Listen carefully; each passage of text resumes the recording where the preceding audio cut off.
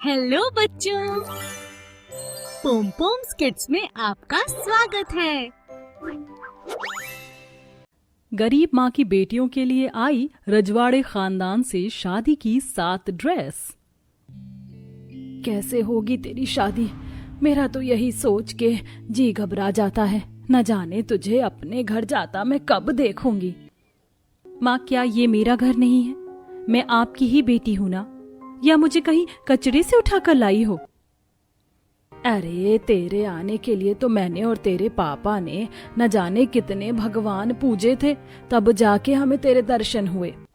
अगर ऐसा ही है तो मुझे बार बार अपने घर जाने के लिए क्यों कहती हो और मुझे काम भी नहीं करने देती? तुम्हारे साथ मैं भी काम करूंगी तो घर में 2 पैसे और आएंगे ना। तो घर संभाल बेटा, जवान लड़की को ऐसे स्टेशन पर जाना ठीक नहीं है। जवान जवान लड़कों की बुरी नजर पड़ती है, ना जाने तेरे साथ कब क्या कर बैठे। माँ, आप कुछ ज्यादा ही सोचती हो। तो अभी नहीं समझेगी बेटा। अच्छा सुन, जरा वो सामान लगा दे, ट्रेन का समय हो गया है। ला, स्टेशन जाना है। रहने दो ना माँ, वैसे भी तुम्हारी तबीयत ठीक नहीं लग रही। जाऊंगी नहीं तो घर में चूल्हा कैसे जलेगा, मुझे जाने दे। अनन्या के मना करने पर भी सुनीता नहीं रुकती। वो स्टेशन के लिए निकल जाती है, लेकिन रास्ते में चक्कर आने की वजह से वो गिर जाती है और सारा सामान बिखर जाता है। अरे अरे सुनीता, संभालो अपने आप को।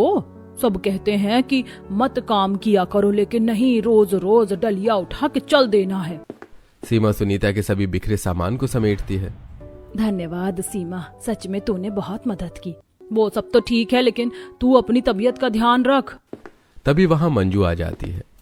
अरे इन गरीबों को क्या तबीयत से मतलब, 2 रोटी खाने को मिल जाए इसीलिए गांव के चक्कर लगाते, गरीब कहीं के। इतना कह के मंजू वहां से चली जाती है। सुनीता रोज की तरह स्टेशन निकल जाती है। सुनीता वापस शाम को घर आ जाती है। हाँ, बहुत दर्द हो रहा है। क्या हो गया माँ? कुछ नहीं, बस शरीर में दर्द है। खाना बना लिया है? हाँ माँ, खाना तैयार है, मैं तो आपका ही इंतजार कर रही थी। तो चल जल्दी से लगा दे, मुझे सोना है। कल जल्दी उठ के तैयारी करनी है। कल रजवाड़ियों की ट्रेन आएगी, कमाई का मौका है कल। ऐसा करूंगी, कल समोसे बनाऊंगी और वही बेचूंगी। ठीक है माँ, आपकी बनवाने में मदद कर दूंगी। अगले दिन सुनीता को देर हो जाती है। राजवाड़ियों की ट्रेन का समय हो जाता है। सुनीता भाग के ट्रेन की तरफ जाती है। सुनीता को भागता हुआ देख के अनन्या भी पीछे से जाती है, क्योंकि उसे पता था कि उसकी माँ की तबीयत सही नहीं है। तो उसे अंदेशा था कि माँ कहीं बेहोश न हो जाए रास्ते में। सुनीता रास्ते में तो बेहोश नहीं हुई, लेकिन ट्रेन में पहुंचते ही जब एक राजवाड़ी परिवार ने उसे खरीदने के लिए रोका, वैसे ही वहां पर वो बेहोश हो गई। और राजवाड़ी लोग खानदानी अमीर तो थे ही, दिल के भी अच्छे थे। तभी तो उन्होंने सुनीता को अपने सीट पर बिठाया और पानी के छींटे मारकर उसे होश में लाई। तुम ठीक तो हो? तब तक सुनीता की बेटी आ जाती है। अनन्या को देखकर राजेश्वरी की आंखें उसे एकटक निहारने लगती हैं और राजेश्वरी का बेटा भी उसे देखता रह जाता है। बेटा, ये माँ है तुम्हारी? हाँ, इनकी तबीयत ठीक नहीं है, लगता है इसीलिए बेहोश हो गई। तब तक सुनीता होश में आ जाती है। देखो, तुम्हारी बेटी है। तू यहाँ क्यों आई है? पहले तुम बताओ कि तुम यहाँ क्यों आई। जब तुम्हारी तबीयत खराब है तो आओ ना, तो क्या करूं, घर बैठ जाऊं? घर बैठ गई तो ब्याह कैसे होगा हमारी छोरी का? उम्र हो गई है, इसके बाबू तो कई साल पहले गुजर गए थे। तब से एक ही डर लगा रहता है कि कहीं हमारी छोरी के साथ कोई कुछ गलत ना कर दे, इसीलिए स्टेशन पर आने ना देती। अच्छा, ऐसी बात है। हम तुम्हारे घर 4 से 5 दिनों बाद आएंगे। तुम्हारा घर वही वाला है ना जो खिड़की से दिख रहा है? जी। ये लो, कुछ पैसे रखो और घर जाके आराम करो। बहुत मेहरबानी मैडम आपकी। मेहरबानी नहीं है, हम तुम्हारी बहुत कीमती चीज लेने आएंगे, उसके सामने तो ये कुछ भी नहीं है। राजेश्वरी और उसका बेटा ट्रेन में आपस में बात करते हैं। माँ, आप क्या कह रही थी उनसे? कुछ नहीं, बस मुझे अनन्या बहुत पसंद आ गई है। सोच रही हूँ उसे अपनी बहू बनाने को। तू बता, तुझे कैसी लगी? माँ, मुझे भी। मैं तो बस उसे ही देखे जा रहा था। पता है, देखा था मैंने। इधर से लौटते वक्त ही हम उतर जाएंगे। तू ड्राइवर से गाड़ी मंगा लेना, यहाँ से रजवाड़ी ज्यादा दूर नहीं है। ठीक है माँ। अगले 3-4 दिन बाद ही राजेश्वरी और वीरेंद्र सुनीता के घर आते हैं। अरे आप लोग, मुझे तो लगा आप आएंगे ही नहीं। हम रजवाड़ी लोग हैं, वैसे तो अमीर होते हैं लेकिन दिल के भी बहुत अमीर होते हैं। और आज यहाँ हम तुमसे तुम्हारी कीमती चीज लेने आए हैं। मैं समझी नहीं। हम आपसे आपकी बेटी का हाथ अपने बेटे के लिए चाहते हैं। क्या? मुझे तो भरोसा ही नहीं हो रहा, इतने बड़े खानदान से मेरी बेटी के लिए रिश्ता आया है। सुनीता चिल्ला चिल्ला के सबको बताने लगती है। सामने मंजू ये सब देख रही थी। मैं इतने सालों से अपनी बेटी के लिए रिश्ता ढूंढ रही, उसे तो नहीं मिला ऐसा रिश्ता, तो इस मनहूस को कैसे इतने बड़े घर का रिश्ता मिल गया? तो ठीक है, हम शादी की तैयारियां शुरू करते हैं। और हाँ सुनीता, हमारे घर रिवाज है कि सारी रस्मों के जोड़े ससुराल वाले ही भेजते हैं, और तुम खर्चों की टेंशन भी मत लेना, हम सब कुछ देख लेंगे। मुझे तो विश्वास ही नहीं हो रहा, ऐसा लग रहा है कि मैं सपना देख रही हूँ। ठीक है राजेश्वरी जी, हम शादियों की तैयारी शुरू करते हैं। राजेश्वरी और वीरेंद्र चले जाते हैं। राजेश्वरी अनन्या की रस्मों की ड्रेस की तैयारियां करती है। कैसी हल्दी की ड्रेस बनवाऊं? 2 दिन बाद हल्दी है, कुछ समझ नहीं आ रहा। अरे तुम लोग भी बता सकते हो। हमें तो कुछ सूझ ही नहीं रहा रानी सा। हमें भी रानी सा।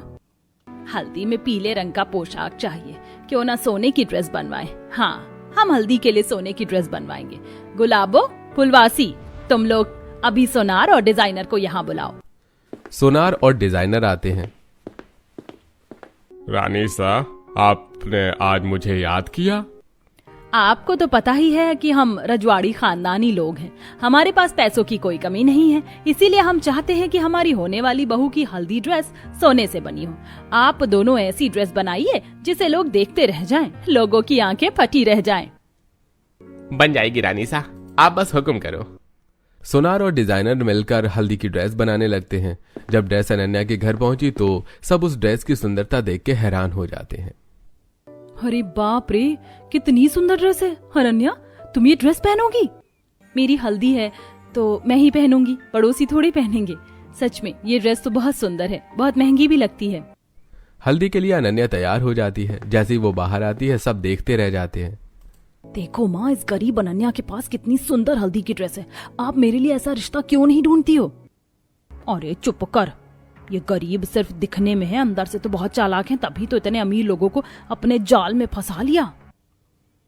अरे अनन्या, आओ आओ आओ, तुम्हारी ड्रेस बहुत सुंदर है, भगवान करे तुम्हें किसी की नजर ना लगे। सच में बहुत सुंदर ड्रेस है, हो भी क्यों ना सोने से जो बनी है। सभी मेहमान अनन्या को हल्दी लगाकर उसे आशीर्वाद देते हैं और इस तरह से हल्दी संपन्न होती है। लेकिन अब रानी सा को मेहंदी की ड्रेस की चिंता थी। गुलाबो, फुलवासी, कहाँ हो तुम सब? जी रानी सा, जी रानी सा। तुम लोगों को पता है ना कि कल ही मेहंदी का फंक्शन है, उसके बाद वरमाला और फेरे की। तुम लोगों ने पता किया कब तक आएंगी ड्रेसेस? रानी सा, मेहंदी की ड्रेस का पता किया था, डिजाइनर ने कहा है कि शरारे में फूलों की कढ़ाई करनी है, दुपट्टा फूल से ही बनाना है, थोड़ा वक्त लगेगा, लेकिन मेहंदी से पहले वो दुल्हन के घर भिजवा देंगे, ऐसा कहा था उन्होंने। अच्छा ठीक है, लेकिन वरमाला और फेरे की ड्रेस का क्या हुआ? रानी साहब, वरमाला की ड्रेस का पता किया था हमने, उन्होंने वही कहा कि वरमाला के लिए जो लहंगा और फेरे के लिए जो सिल्क की साड़ी का ऑर्डर है उसकी कढ़ाई बहुत बारीक है, जिसमें थोड़ा समय लगेगा, लेकिन रस्म से पहले दुल्हन को ड्रेस मिल जाएगी। कितनी बार कहा था उनसे कि जल्दी करें। खैर, कपड़ों की कढ़ाई एकदम बेस्ट होनी चाहिए, उसमें हम कोई भी कमी नहीं करेंगे। हमारी बहू की ड्रेस सबसे परफेक्ट और सुंदर होनी चाहिए, जिससे हमारी बहू की सुंदरता में 4 चांद लग जाएं। गुलाबो, फुलवासी, सभी गहने जो वरमाला और फेरे के लिए निकलवाए थे वो सब पहुंचा दिए ना? हाँ रानी सा, वो दुल्हन के पास पहुंचते ही होंगे। सुनीता के दरवाजे पर 2 आदमी आते हैं जो बड़े से थाल में खूब सारे गहने लिए होते हैं। अरे सुनीता, ये सारे गहने अनन्या के लिए हैं, और नहीं तो क्या, रानी सा ने भिजवाए हैं। अरे वाह सुनीता, तेरी गाड़ी तो निकल पड़ी, लेकिन वो तो रुकने का नाम ही नहीं ले रही। एक दिन सोने की ड्रेस, दूसरे दिन इतने सारे गहने। किस्मत है, वरना एक दिन तो खाने के लिए भी तरस गए थे तुम लोग, याद रखना इसे। मंजू वहां से चली जाती है। अरे छोड़ सुनीता, मंजू की बात को, तुमको तो पता है ना उसका व्यवहार। सीमा और सुनीता बात कर ही रहे होते हैं कि तब तक मेहंदी की ड्रेस आ जाती है जो सुंदर सुंदर फूलों से बनी होती है। फूलों की ड्रेस? फूलों की भी ड्रेस होती है क्या? और ये दुपट्टा, ये भी कितना अलग और सुंदर है ना। सच में अनन्या के ससुराल वाले तो कुछ भी करा सकते हैं, रजवाड़ी खानदानी जो है। अगले दिन मेहंदी की रस्म के लिए अनन्या फूलों वाली ड्रेस पहन के सबके सामने आती है। थू थू थू थू, नजर ना लगे अनन्या, बहुत सुंदर लग रही है बेटा। ये फूलों की ड्रेस मैंने इंटरनेट पर देखी थी, मेरा तो बहुत मन था लेने का लेकिन नहीं ले पाई। सुंदर लग रही है अनन्या, कहना पड़ेगा सबसे हट के शादी हो रही तेरी। अब तो मैं तेरी वरमाला और फेरे की ड्रेस देखने के लिए बहुत बेताब हूँ। सभी अनन्या की ड्रेस की बहुत तारीफ करते हैं। मेहंदी शुरू होती है और सभी औरतें बन्नी बनने का गीत गाती हैं। बन्नी के गोरे गोरे हाथ मेहंदी लगाओ रे, इस पे बनने का लिख दो नाम, मेहंदी लगाओ रे। बन्नी हमारी चांद का टुकड़ा, बनना है राजकुमार, मेहंदी लगाओ रे। आंखों में कजरा, कानों में झुमका, कर दो 16 श्रृंगार, मेहंदी लगाओ रे। ढोलक बाजे बाजे मंजीरा, शहनाई बज रही द्वार, मेहंदी लगाओ रे। मिलजुल गाओ गीत खुशी के, आया है शुभ दिन आज, मेहंदी लगाओ रे। उसके बाद वरमाला का वक्त होता है। अनन्या वरमाला के लिए सुंदर सा लहंगा पहन के आती है। अरे बाबा, खूब सुंदर लग रही, खूब सुंदर, किसी की नजर ना लगे अनन्या, तेरी सुंदरता में इस चमकते हुए लहंगे ने 4 चांद लगा दिए। तेरा लहंगा बहुत सुंदर बेटा, सच में राजेश्वरी देवी जी, सभी रस्मों की ड्रेस बहुत सुंदर और यूनिक है। हमारे राजवाड़ी खानदान का रिवाज है कि होने वाली बहू की पोशाक उसके होने वाले ससुराल से ही जाती है, और अनन्या तो हमारी इकलौती बहू है, उसके लिए तो हम लाखों में एक नहीं करोड़ों में एक का काम करेंगे, नजर ना लगे मेरी बहू को। हाँ, सड़क छाप लड़की को घर की बहू बना रहे। अरे सड़क छाप से तो मेरी बेटी लाख गुना अच्छी है, मुझे तो लगता है ये भी कोई रानी वानी नहीं है। हाँ। वरमाला हो जाती है और अब फेरे की बारी थी। फेरों के लिए अनन्या ने सिल्क की सुंदर सी साड़ी पहनी थी, जिसे देखकर सभी दंग रह गए थे। बाप रे बाप, कितनी सुंदर साड़ी है ये। अगर ये साड़ी मेरी बेटी पहनती तो कितनी सुंदर लगती।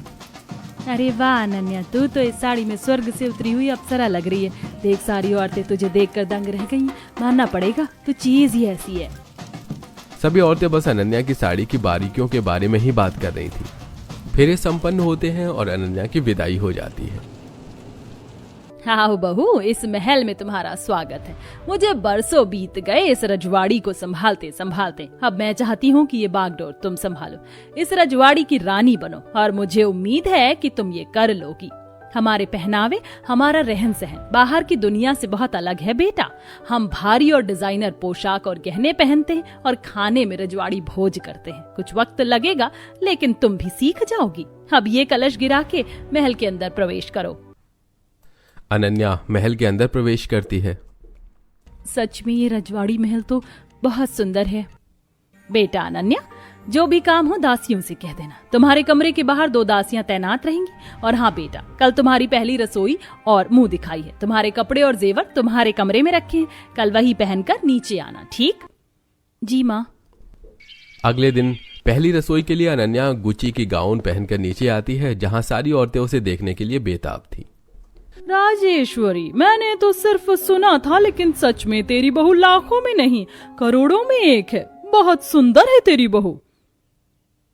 ये मुंह दिखाई नहीं पहली रसोई है, इसमें सिर्फ स्वाद लिया जाता है। बहू घूंघट डाल लो, वरना सब तेरा चेहरा देख लेंगे।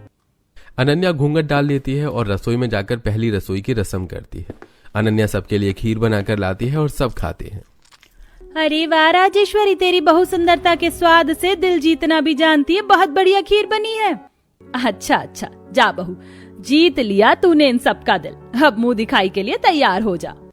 अनन्या जाती है और मुंह दिखाई के लिए दूसरी ड्रेस पहन कर आती है, जो मनीष मल्होत्रा से बनवाई गई थी। क्या राजेश्वरी, इतने से देर के लिए तूने बहू से ड्रेस बदलवा दी? लेकिन कहना पड़ेगा ये शरारा कितना सुंदर लग रहा है। मनीष मल्होत्रा से बनवाया भी तो है। मनीष मल्होत्रा को तो जानती ही होगी ना? हाँ हाँ, उन्हें कौन नहीं जानता। वैसे तब तो बहुत महंगा भी होगा, नहीं? होगा कुछ 20-25 लाख का। मेरी बहू के लिए मैं पैसे नहीं देखती। जो अच्छा लग जाता है बस वही ले लेती हूँ। रजवाड़ी खानदान की इकलौती बहू, इतना ठाठ बाट तो बनता ही था। हाँ हाँ, रानी सा की इकलौती बहू जो है। सारे मेहमान चले जाते हैं।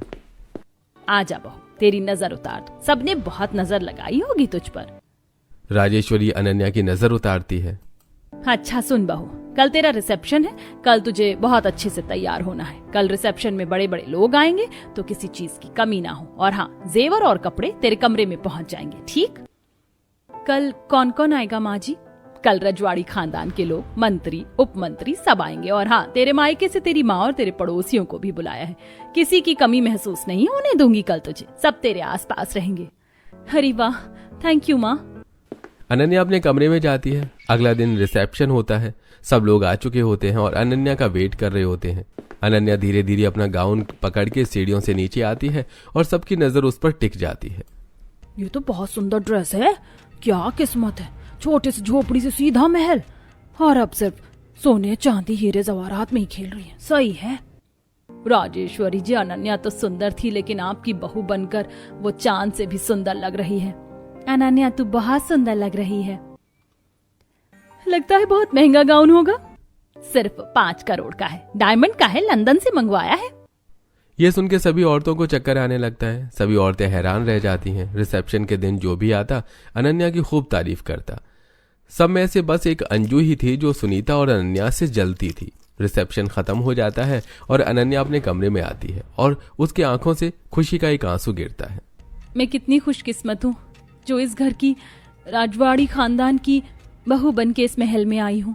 आज मेरे पास दौलत, शोहरत, सब कुछ है। सब मेरी वाहवाही कर रहे हैं, मेरी तारीफ कर रहे हैं। काश आज बाबा भी यहाँ होते तो मुझे देख के कितना खुश होते। मुझे उनकी बहुत याद आ रही है। जीते जी उन्होंने बहुत दुख देखा है, हमने कितने दुख देखे। माँ की तबीयत खराब होने के बाद भी मैंने माँ को स्टेशन पर पानी बेचते हुए देखा है। मेरे साथ कुछ गलत ना हो जाए उसका डर देखा है। अनन्या ये सब सोच ही रही होती है कि तभी अनन्या की माँ सुनीता वहां आ जाती है। सुनीता अनन्या को रोते हुए देखकर आकर के पूछती है, अनन्या तू क्यों रो रही है बेटा? क्या हुआ तुझे? किसी ने कुछ कहा मेरी बच्ची को? नहीं माँ, ये तो खुशी के आंसू हैं। देखो ना, मेरे चारों तरफ खुशियां ही खुशियां हैं। मैं दुखी क्यों होंगी? माँ तुम्हें याद है वो वक्त जब हम अपने घर के पुराने कपड़े पहन के ही त्योहार बना लिया करते थे? तब सब लोग हमारा कितना मजाक उड़ाते थे, कहते थे कि वो देखो गरीब को पुराने कपड़े पहने हैं। हाँ बेटा, लेकिन तू ये सब क्यों कह रही है आज? क्योंकि माँ आज हमारे पास ये सब है। मेरी शादी की हर रस्म के लिए नई नई ड्रेस है और वो भी लाखों करोड़ों की। आज हमारे पास सब कुछ है माँ। हाँ बेटा, ये सब किस्मत का खेल है। तेरी किस्मत से हमारी किस्मत चमक गई। देखना, तेरी वजह से ही आज हमें ये सब मिल पाया है। सच में तेरे बाबा सही कहते थे कि तू लक्ष्मी है, लक्ष्मी। अब हमें कोई कुछ नहीं कहेगा माँ, कोई हमारी बेइज्जती नहीं करेगा, कोई भी नहीं। इतने में ही राजेश्वरी वहां आ जाती है। हाँ बेटा, अब कोई तुम्हें कुछ नहीं कह सकता, क्योंकि तुम अब इस रजवाड़ी खानदान की बहू ही नहीं बल्कि मालकिन भी हो। ये रजवाड़ी महल जितना हमारा है उतना ही तुम्हारा है। माँ, ये सब आपकी वजह से हो पाया है। आप उस दिन मुझे ट्रेन में ना देखती तो ये सब कभी मुमकिन नहीं था। हाँ बेटा, क्योंकि वो तेरी किस्मत थी। भगवान भी चाहते थे कि तेरी किस्मत बदले। बहुत टाइम से वो तुम्हें और तुम्हारी माँ को मेहनत करते हुए देख रहे थे, तो उसके फलस्वरूप उन्होंने तुम्हें यहाँ भेज दिया। और देखो ना, मैं भी तो बहू ही ढूंढ रही थी, लेकिन मुझे नहीं पता था कि मुझे इतनी प्यारी बहू मिल जाएगी। ये तो आपका बड़प्पन है राजेश्वरी जी, वरना इस कलयुग में इतना अच्छा कोई नहीं होता। बस करिए सुनीता जी, और कितनी तारीफ करेंगी। भूख लग रही है, भोजन लग गया है। चलिए ना, चल के भोजन करते हैं। हाँ हाँ जरूर, भोजन तो करेंगे। चल अनन्या, तू भी खा ले चल के। हाँ माँ। अब सभी लोग खुश होकर खाना खाते हैं और सुनीता को किसी बात की भी फिक्र नहीं थी, क्योंकि अब उसकी बेटी की शादी एक रजवाड़ी खानदान में हो गई और अब सुनीता और अनन्या खुशी खुशी अपनी जिंदगी बिताते हैं। धन्यवाद बच्चों, फिर मिलेंगे।